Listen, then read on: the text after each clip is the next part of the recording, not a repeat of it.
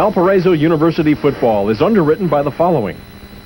Specializing in sports medicine, the Valparaiso Orthopedic Clinic continues their strong support of local athletes.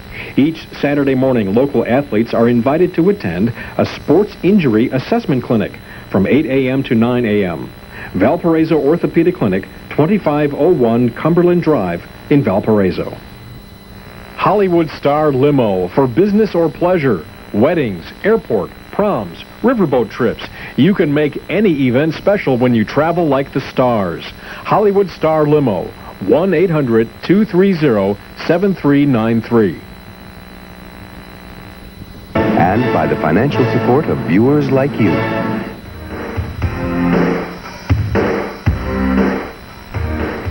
Hello, everybody, and welcome to Valparaiso University football. Along with head coach Tom Horne, this is Todd Eichow.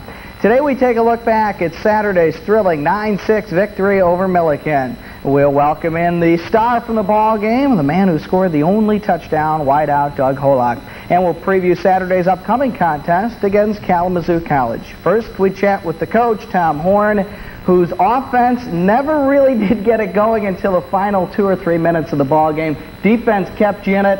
In the end, the offense did get the touchdown needed to win the ball game. One of those games where offensively, nothing really went right, but the important part was the win, obviously. Yeah, we were out of sync offensively all day long. We'd call a play, it'd go for 9 yards one time, the next time we'd lose 5. It was just amazing that the execution was just not very good, and we're going to work very hard in practice this week. Hats off to Coach Candy and the defense. Outstanding job. I know that our defense is off to probably the best start the Crusaders have seen in many decades here, and they're doing a great job with the new defense we've put in place this year, and we're real excited for them. They've done a great job. I'm excited for our offensive guys that came back and won the game for us in the end. Okay. Plenty of defensive highlights to show you from the first half. Not many offensive highlights to show you. The coach mentioned the defense, and certainly the defense did the job, Coach, in the first half. As we take a look at the highlights, we will see that, yes, the defense performing extremely well all game long, and really in the first half, the ability to stop the run. And we see this was sort of the tone being set on their first play. Kirby up the middle, we saw a lot of that and plenty of gang tackling. Yeah, we knew we needed to stop the running game and force them to throw, and that's what we did on Saturday. The defense executed the game plan to perfection. Middle of the first quarter, they're moving downfield. Jeff Seymour blocks the pass, and their center Easton comes up with it to set up a 4th and about 4. Heads-up play by their guy. Absolutely, and of course, Jeff tried to do the same thing he did against Milliken last year, was knock it up in the air and get an interception. Okay, here we go. This is the 4th, and it's about a short 5 for the first. They go up top and nearly get in the end zone. This is actually a great catch by Neal, but as you can see, out of bounds. Very good wide receiver. Good coverage there, too. The coverage with his back to the receiver, pushing him towards the sideline so he can't catch it inbounds, which is a good job by Ryan Sazzone. Crusaders take over, and on a second down play, swing pass out to Ozzie Young, and in the open field making things happen. This little screen pass we put in for Ozzie this week, and for the fullback as well. Quarterback makes the read and dumps it to hopefully the correct side, and we get a nice gain out of it. Crusaders forced to give the ball back on a punt and back to the defense, and Matt Culp, who had a big game, makes the play on Kirby on first down. Excellent job. The defense, they moved the nose guard around quite a bit this week and gave Milliken some problems in the inside running game. There you see we are now in the middle of the first half with the clock running. Next play on a 2nd and 10, Shane Snyder makes a big-time recovery because it looks like the receiver's wide open. Yeah, I think one of our defensive backs got fooled a little bit by the play action, and Shane doing a great job of saving us there. Okay, Tom Cunningham had a big ball game, Coach, all game long. We're going to see the final play later on. This is a big pass rush, and he gave you a big pass rush. Yeah, Tommy's getting better every week with this new defense that he's in right now, and we look for more and more great things out of Tom as the season goes along. They hurt you with the draw last year, but not this year. John Harrington read that play. Right, I think that we were ready for the draw play this year. There was 3 or 4 plays we felt we had to stop, and that was one of them, and we did it. Late first quarter now from the VU 39. Andre Murphy shows the way to play the sweep and uses the sidelines as an extra defender. Absolutely. Good job by defense stringing it out. That's a philosophy of the defense, is string it out and let our quick people run the football, and then Murph plays off the block and makes a good tackle. On a 2nd and 10 now. Great play. John Palyak, Tom Cunningham in the hole, stopping Olasab to end the first quarter. Nobody even really posing a great threat getting on the board. No, not at all. It was as we spoke of last week on the TV show, it was looking to be set up to be a defensive battle, and that's what it was. Near intercept by Shane Snyder. He's had a couple near picks in the early going this season. Yeah, Andre Murphy stripped the ball away from him. Of course, that's a good job by Murphy. He's supposed to go for the football. Didn't know Shane was going to be right there, but good defense by both of those guys. It turns out to be a good thing because that forces them to go for a field goal, and we'll see what happens on the field goal. They get a bad snap and ends up giving you very good field position. And a good play here by Doug Holok. Yeah, it looks like really gets in unblocked.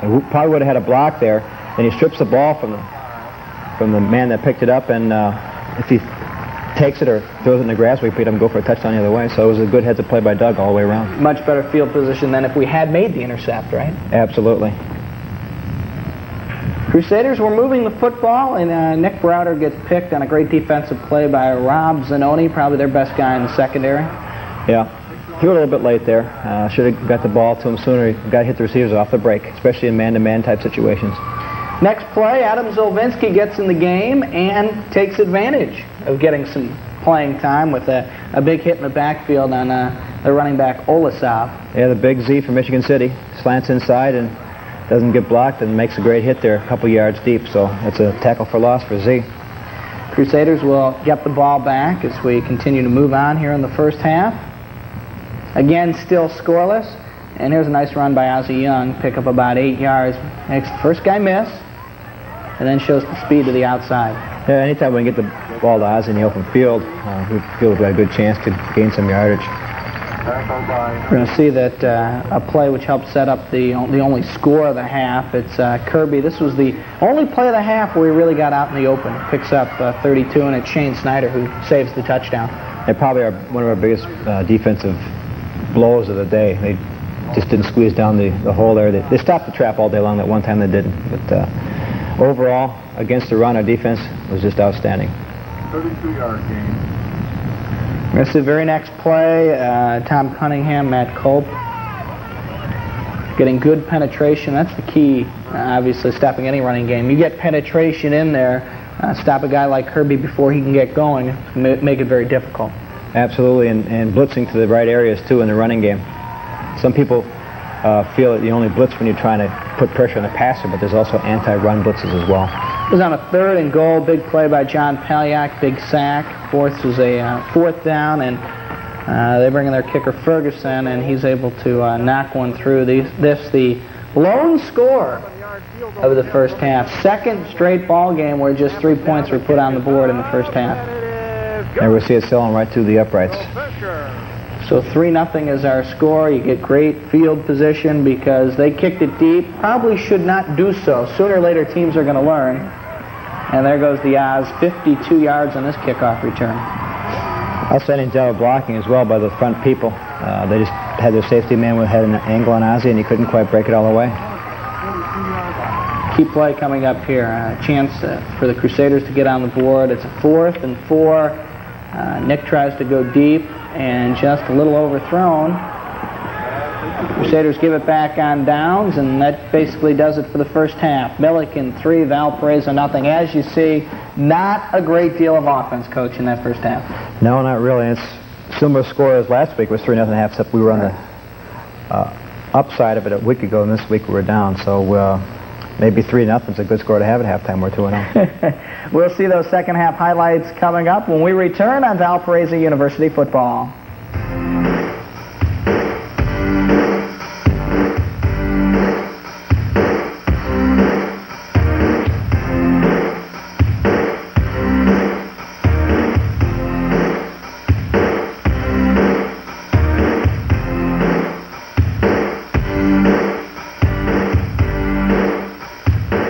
Valparaiso University football is underwritten by the following.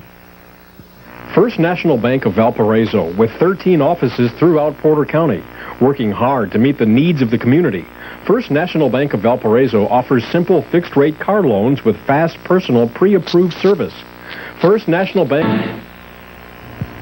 And as we go to the second half highlights, Coach, obviously defense again was the story. Allowed 3 points in the first half, 3 points in the second half. That's pretty good. Oh, that's darn good. We'll take that every week, Todd. We show the highlights, and we'll see a lot of big defensive plays in that second half. And the first highlight we're going to show you is a big play by Saul Shahid. This is on a 3rd and 1, and Saul shows his quickness to get to the quarterback hole. He's got quarterback on option, does his responsibility, and they get a 2-yard loss. Outstanding job by Saul. Go back to the offensive end and come out on the option. It was actually a great catch by Ozzie on a 3rd and 5 to give you that first down. Big play there, and a good job by Nick. He had a lot of pressure when he gave off that pitch to Ozzie. All right, as we continue on, 3-0 the score there, you see. 9:46 to go, 3rd quarter. And here's Nick Browder out on the roll, stops, throws, and a great catch by Scott Heinrichs. Scotty graded out the highest on offense on Saturday. Coming off bruised ribs and a bruised lung, did an outstanding job for us. It was a great defense play, just a great defense play. Boger Hessing with the tip and the pick, and what was a really great athletic play. They come out on the very next play with a halfback option. Olasov goes deep, and Andre Murphy, I think the player who got beat but recovered in time to save the touchdown. That turned out to be a big key. Absolutely, because our defense stops them here, and we end up blocking a field goal. See, big defensive play right there. Again, defense key. That was on a 2nd and 5, and John Peliak threw the block and into Olasov in the backfield to force a 3rd and about 7. Next play, Andre Murphy, who had got a chance to make a lot of defensive plays, not only tackling-wise, but pass breakup-wise. Strips the receiver here of the ball. You can see right there. Play. Yeah, outstanding play. Outstanding play by Murph. Now you'll see here we get a Coach Bernardi's got this field goal extra point block team in there. You'll see a good push in the middle line on the center and the 2 guards. And Scotty Heinrichs is back there, and he is getting about a 3-yard start, and he moves up in there, and he jumps and knocks it away. Scotty's 6'4" and has good leaping ability. It's the play where Ronnie Sazzone gets his shoulder injured. It's a great block by Doug Holok, and Ronnie up the sidelines, and the only unfortunate thing is there that knocked him out of the game. Yes, it is. Big play for us. Get us back in pretty decent field position right here, and driving, and then Trevor Bell misses the handoff, and a 3rd Crusader turnover. Yeah, that was a mistake by Trevor, and you know, the 5th-year senior usually make those kinds of mistakes, but that was kind of our swan song on Saturday offensively. It was just a series of miscues like that. But again, on a 3rd down play, John Paliak again makes a big 3rd down play. Yeah, John got another sack there. Sacks the quarterback hole. John's pretty excited about it, as you can see there. And that allowed the Crusaders to get the ball back, but very deep in VU territory. This is a key play. 3rd and 13, backed up, come out on the option. Ozzie doesn't get the first down, but you're aided by a personal foul. You'll see some late activity there, and Trevor Bell gets knocked down. They flag him for 15, and that was a key from a field position standpoint. Yeah, it certainly was, and kind of a classless move, I thought, by their strong safety. And then he waves at the crowd and says, "I'm number 1." So if that's the kind of things that makes you number 1, then I don't want any part of that. Nick Browder rolls and takes it upfield. Not enough of this, though, on Saturday. No, we've got a rollout situation there. He's supposed to read what we call reading up the ladder. So if run is there, he should take the run first. End of the 3rd quarter. Still 3-0 game, and here's a nice play to pick up the first down. Fine catch, Doug Holok. All right, as you know, Doug's had a lot of grass stains on his knees Saturday from diving for balls, and another diving catch by Doug there. Okay, now to the 4th. Trevor Bell will pick up 14. Looks like the Crusaders are moving in for a tying field goal or possible touchdown to take the lead. That's inside fullback trap play. That's Trevor Bell's favorite play. We finally got it blocked properly there. Now the drive stalled, but a key. You knock them deep, and on their first play of the next series, Matt Culp forces the fumble. John Herring gets silent at about the 2-yard line. Yeah, Matty Culp stems over. That's moving, the defensive front moving over just before the snap and shot the gap and made the hit there in a critical situation there and give us great field position not only, but also a great opportunity to go ahead in the game. Now 3rd and goal from the 2. It looks like a touchdown, but you see the flag, offensive interference called on Doug Holok. Yeah, they're DBs had their hands on our receivers all day, and you should be able to try and free yourself from that, and the referee didn't think you could, so he gives us offensive pass interference there. That backs you up, and now you have to try a field goal, and Tom Evans, the Hobart grad, comes through with a big, big field goal to tie the game. Big field goal at the time, into the wind, 35-yarder for his first collegiate field goal. We're happy for Tom there, did a great job for us there at that situation. Defense fired up here. Again, they try the draw, and again, it doesn't work. A handful of Crusaders are there. Matt Culp, Eric Miller, and a couple others. Yeah, that was a big play for them against us last year, along with the toss sweep and the option, and we shut all those big plays down, forced them to run their fullback quite a bit. Great effort by Nick Browder. 3rd and 15. He barely is tripped up there and just shy of the first down marker. Yeah, a guy laying on the ground shot his foot up and tripped him for a tackle, which usually is not legal, right? It usually is not legal, correct. It was okay Saturday, though, I guess. At a 4th and a yard, you see it up there, and a key play. They come from the near side and get the block, and they return it down to about the 21-yard line. With the score tied at 3, obviously a big play here in the 4th. Yeah, I mean, we gave Milliken every opportunity in the world to win the ball game on Saturday, and that was another opportunity we gave them right here. 4th and 8, slant in, and they hit Jenkins inside the 10-yard line. 1st and goal now. And here's the key. They get in the end zone. That could be demoralizing. You end up stopping them. 3rd down. That's a play they scored against you on a year ago where they line up Scott in the full house backfield. This time Crusaders are waiting. Right, got 2 of their touchdowns against us that way last year. And we just put pressure up and squeezed it from the outside in and did a great job. And again, on a 3rd down, John Palyak leads the charge. Came up with a lot of big 3rd down stops. That forces the field goal. They get the field goal. They take the lead. But Coach kept them out of the end zone. That proved to be the difference. Absolutely. Another outstanding job by the defense down here when they put in a situation they're back to the wall. All right, we're going to see a series of key catches by Doug Holok. 5 minutes to go in the game. 3rd and 16. And here's one of 4 catches on this drive to give you the first down. Yeah, 3rd and long, which we were in a lot on Saturday. And great catch by Doug there. Nick was getting hit as he threw it, so it was a little bit off its mark.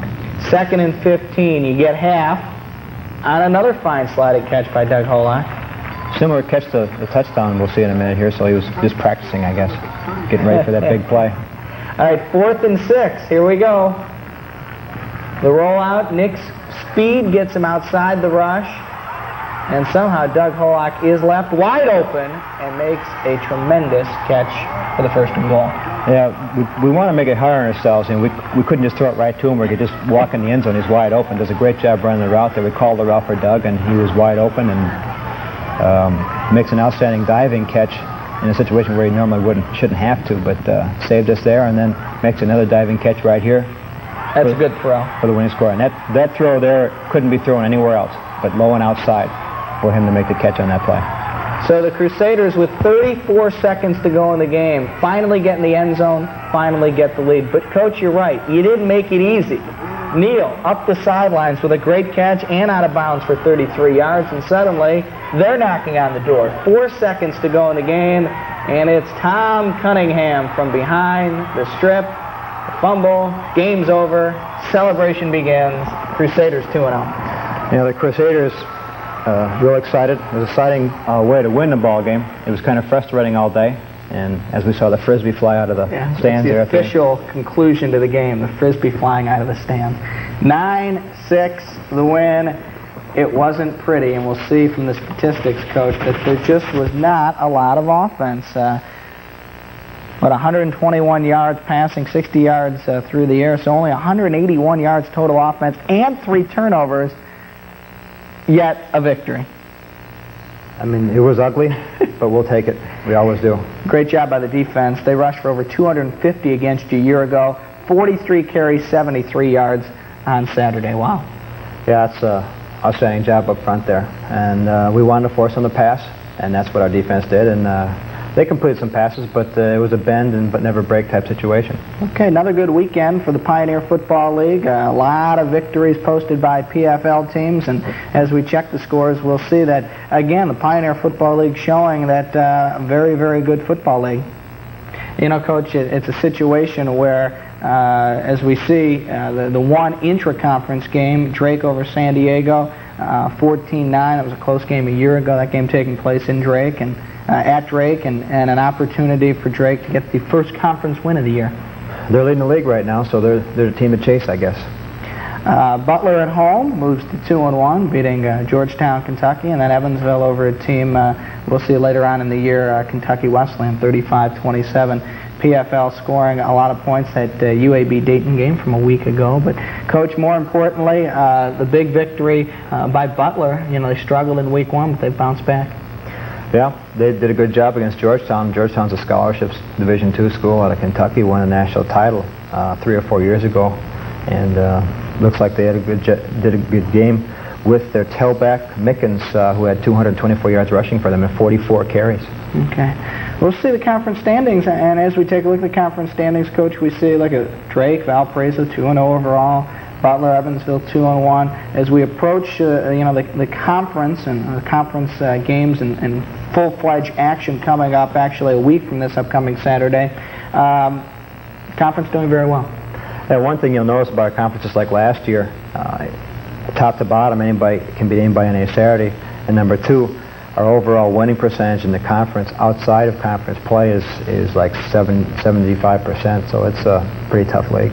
Okay, the hero on Saturday joins us in the studio right now, and Doug Holok, and obviously some key catches on Saturday. Doug, we're gonna run the plays, and we're gonna show them a little bit later on, but let's talk about the final drive. What was going on in the huddle? What were some things which were talked about? Well, no one really panicked at all. One thing I do definitely remember is everyone was pretty calm and seemed to have confidence in one another, and that Nick could get the job done and get the ball to whoever needed to get the ball to do the job to score a touchdown. You know, a situation where nothing's going right offensively all game long, you would think that panic might set in, but you're saying that wasn't the case. Well, I think we just left the mistakes of the first half in the locker room at halftime. No one really dwelled on those, and I personally didn't dwell on my mistakes and just concentrated on what I had to do on each particular play and just let things happen. We see the big numbers put up, and Doug Holok's career situation late in the game. You need a score. Maybe you can talk about in the huddle, your conversations going on in the huddle. Some of the things you talked about maybe wanting to get the football because you only had 1 touch in the game going into that final drive, and got 4 touches in that final drive. Well, I know that all the wide receivers, we talked about how we thought that we could get open, and of course as receivers we always want the ball, but we're ready to do whatever we need to do, block for Nick or Ozzie or Trevor, or catch the ball if necessary. So. Okay, here's the final drive, and we're going to see, this is looks like the 4th down play, and what was called and what happened. I think right here Coach called a 99 pattern, which calls for me to fly down the sidelines kind of as a decoy, and Nick was scrambling a little bit, and they blew their coverage on me completely. There wasn't really anyone around me, and I just got into an area where he could see me, and he got the ball to me. No one went with you on the play? Didn't seem to be. I think they came up when they saw Nick scrambling, so left me pretty open. Coach, very fortunate, obviously. Doug left uncovered on a 4th down play like that.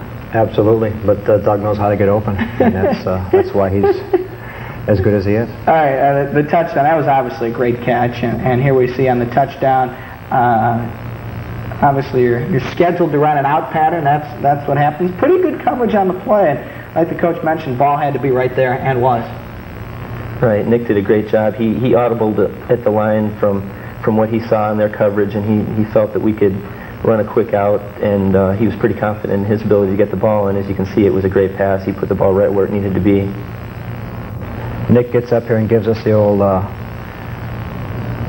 fired up kind of a yes, right there. He's fired up. Okay. Big play. There it is. Doug 2-0. How's the confidence for the team right now? Offensively, you'd think it might be a little shaky, but no. Well, we made our share of mistakes, but that's to be expected, and they're definitely correctable mistakes. No one's down on themselves or has lost any confidence in themselves, I don't think. So we just have to work to improve as we want to every week. And Kalamazoo College comes in. Crusaders trying to go 3-0, and Coach, what can you tell us about them? They were in the top 15 in the country preseason Division III poll. They won their first game. Were in the top 10 last week. Now they lost a couple days ago on Saturday. So that'll probably bump them out of the rankings or put it, up near 20 or somewhere. But they were 7-2 last year. They've got a lot of starters back. It'll be a very good test for us on Saturday. Okay. Rest of the conference, we take a look at San Diego at home against Cal Lutheran. Butler goes to Wisconsin Stevens Point. Drake at Aurora, and Dayton heads to Georgetown of Kentucky. And we come to you next week. We'll show you all the highlights from VU and Kalamazoo. We thank Doug Holok, the hero from Saturday, for joining us, and the coach, Tom Horne. We thank you for tuning in. We'll see you same time next week right here on Valparaiso University Football.